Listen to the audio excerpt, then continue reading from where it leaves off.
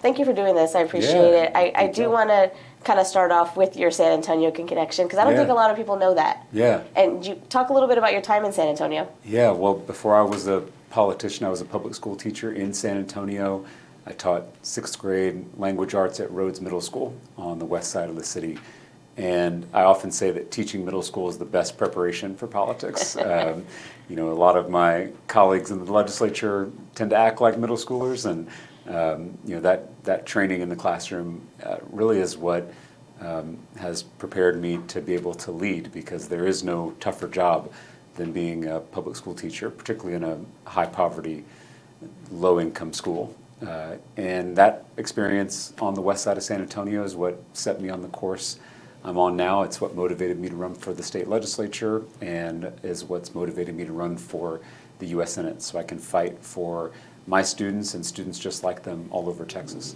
And speaking of education, I feel like this past legislative session was full of bills that targeted schools, our public schools. I've spoken the last couple months with a lot of superintendents in San Antonio who were, you could tell, tired, frustrated of all the changes they were having to do, from cell phone policies to there was SB 12, and then there's the 10 Commandments. Yeah. As an educator, how did, coming out of that legislative session, it had to been, it was hard on all different kinds of fronts. Yeah.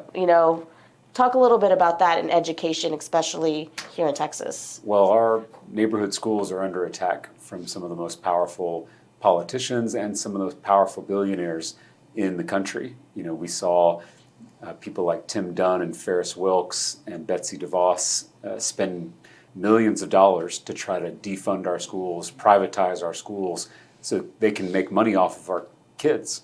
And I was proud to push back against that private school voucher bill, along with my Republican colleagues in small towns around the state. Unfortunately, they were able to get it passed because of that big money influence. But we've got so much work to do to strengthen our schools, fund our schools, and ensure that every single child can fulfill their God-given potential. Why this office? Why Senate? Why Texas Senate? Why decide to run for that seat? Well, my experience as a legislator, I think, will help me fight for the people of Texas in the U.S. Senate.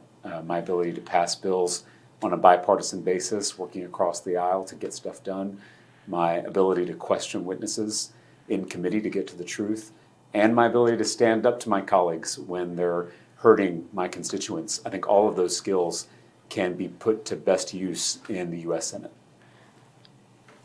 Texas hasn't had a Democratic nominee win in more than 30 years. Yeah.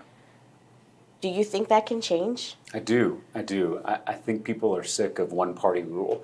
Whether it's the Republican Party or the Democratic Party, when you have one party that controls every branch of government, it always leads to extremism and corruption. And that's exactly what we've seen over the past 30 years of Republican rule in Texas. My party oftentimes talks about turning Texas blue. The Republicans talk about keeping Texas red. I think the best color for Texas is purple. I think she would look great in purple, because when you have competitive elections, all politicians have to stay on their toes. They've got to appeal to everyone in the community, not just their extreme base. And so I think we need some competition at the top of the ballot in this state. Competition is good in sports, it's good in business, and it's good in politics. It makes us all better. And we haven't had competitive elections in this state for a long time, and that's what has led to this extremism and this corruption. You've oftentimes even criticized the National Democratic Party. Has that backfired in any way for you, or is getting some pushback there? Well, I may not be the most popular person among the Democratic establishment, and that's okay with me. I am running against the establishment in both political parties because both parties have let us down, and I think it's time to have a U.S. Senator who will represent all 30 million Texans, and not either political establishment, but serve the needs of the people in this state. How is your campaign going? Since you've announced, I feel like it's been like you've been full throttle, traveling. Yeah. I think ever since you appeared on the Joe Rogan podcast, things have kind of been crazy for you. Yeah. How has that been? I mean, it's been an incredible experience. It's such a privilege to be able to travel this beautiful state and meet so many incredible people in so many different communities. I've also had the best food in my life over the past month, going to every corner of this state, to San Antonio on the second day of the campaign, going to Houston and Dallas, Longview in East Texas, going down to the Rio Grande Valley, McAllen and Brownsville. I've just gotten to see so many parts of our beautiful state, and I'm so blessed to be able to have this opportunity. What are Texans telling you that they want to see changed or different? What are their concerns? Well, I hear about two things. I hear about corruption and I hear about costs. And those two things are very much related, because when we have politicians who are serving the needs of their billionaire mega donors instead of the needs of Texans, then you see things like healthcare and housing and childcare become way too expensive. I mean, I can't tell you how many folks have come up to me at these events and across the state and said they can barely afford to live in their own communities now. They can't afford the price of groceries, the price of prescription drugs, the price of daycare, and people are being priced out of the American dream. And the only way we're going to fix that is if we clean up government, if we get rid of the big money in the system, if we make government work for people again, not billionaire mega donors. I've often heard you say that your campaign is not the cookie cutter campaign. Sure. What does that mean? Well, I think you have to do things differently. When I first ran for the Texas House, I was running in a district that no one thought was winnable for a Democrat. It was a Trump district that the Republican Party held for 30 years. And I decided to run an aggressive, authentic, unorthodox campaign. At one point, I walked the entire length of my district, all 25 miles on foot in the Texas heat, and I held town halls along that walk. I live streamed the whole thing on social media.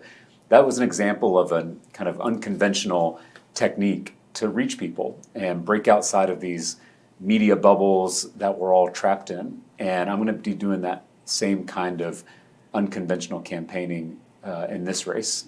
You mentioned I went on the Joe Rogan podcast. I've been on Fox News. I've been on the Christian Broadcasting Network. I'm going to be going places where you don't typically expect a Democrat. I'm going to be talking to people that Democrats don't always talk to. And I think that kind of campaign is what's needed in this election cycle. I've also noticed there's also a lot of social media, which has obviously changed politics in so many different ways. Yeah. How are y'all using that as part of strategy? Well, nowadays you've got to be on social media to communicate directly with people. A lot of young people in particular, they don't get their news from KSAT. They don't get their news from the Austin American Statesman or the Dallas Morning News, unfortunately. They're getting their news from TikTok and from Instagram. Even if it's from news channels like this, they're not. A lot of young people don't have cable and don't have even a TV in their home. And so if we're going to reach those voters, we've got to be where they're at, and that is these social media platforms. And so my campaign is going to be reaching out to those Texans and speaking to their needs, their hopes, and if we do our job right, we're going to mobilize them to participate in the process and take power back for working people in the state. I often hear about people talking about the Latino vote, how important it is. We saw last presidential cycle that, especially along the Valley, those numbers changed and flip-flopped before. How are you trying to reach Latinos and those on the border in Texas, and what message do you have? Because sometimes I feel like it's politicized, the Latino vote. What is your take on all that? Well, my family is from South Texas. My mom grew up in Laredo. My granddad was from Bishop. My adoptive dad is from Corpus Christi. So we've got deep roots in South Texas. It's why I traveled to that region of the state in the third week of my campaign to show that I'm not taking any votes for granted. I'm not taking any community for granted. Because for too long, national Democrats have taken South Texas and the Rio Grande Valley in particular for granted. And so people in the Valley, people in South Texas, they started to look for alternatives. Republican politicians went down there in the last campaign cycle, and they made big promises. They promised to lower the cost of of everything. They promised to put working families first, and they promised to drain the swamp. But just a year later, everything is more expensive. Working families are falling further behind, and corruption in Washington is the worst it's ever been.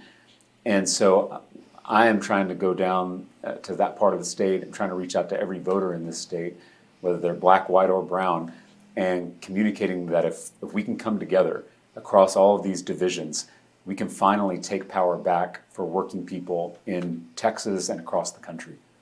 You first had to kind of go through the primary first, and your opponent is Congressman Allred. Yeah.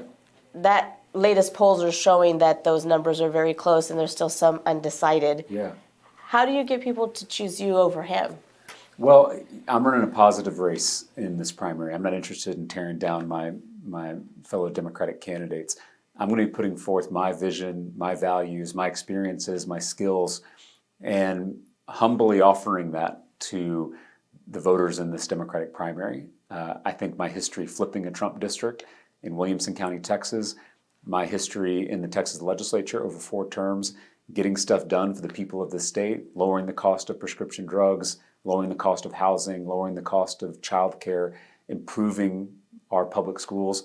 I think that history of accomplishments, both political and legislative accomplishments, demonstrate that I can do this job, that I can fight for the people of this state in the United States Senate. And your faith plays a lot of role in this. Yeah. Talk about that. I know it's something you've talked about before on a broader stage, obviously. Yeah, well, my faith is why I'm in public service. My granddad was a Baptist preacher in South Texas, and he taught me that Jesus gave us 2 commandments, love God and love neighbor. And that's because there is no love of God without love of neighbor.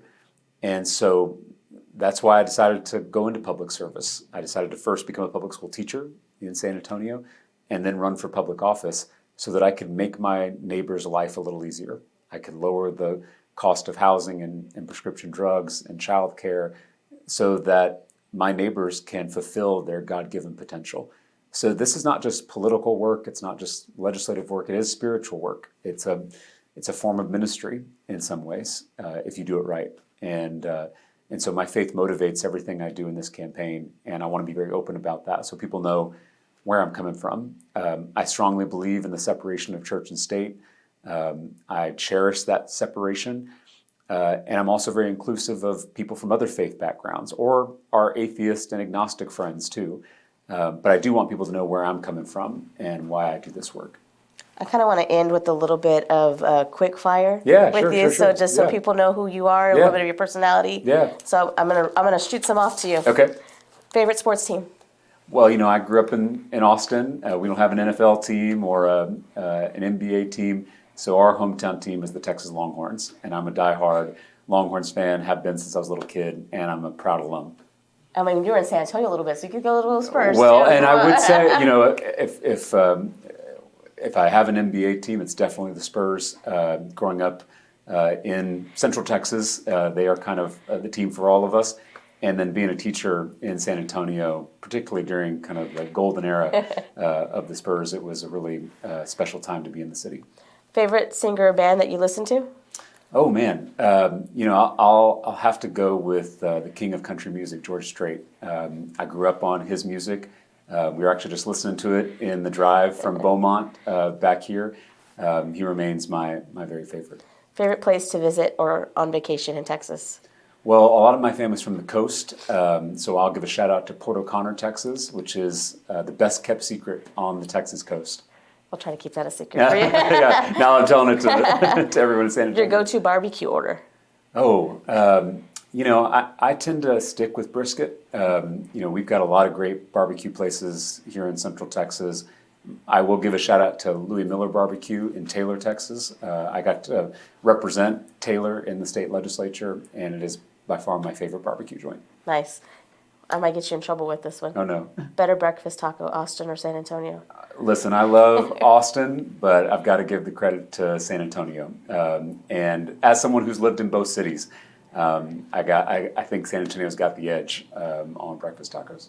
That's it. We're good. Awesome. Thank you. Thank you.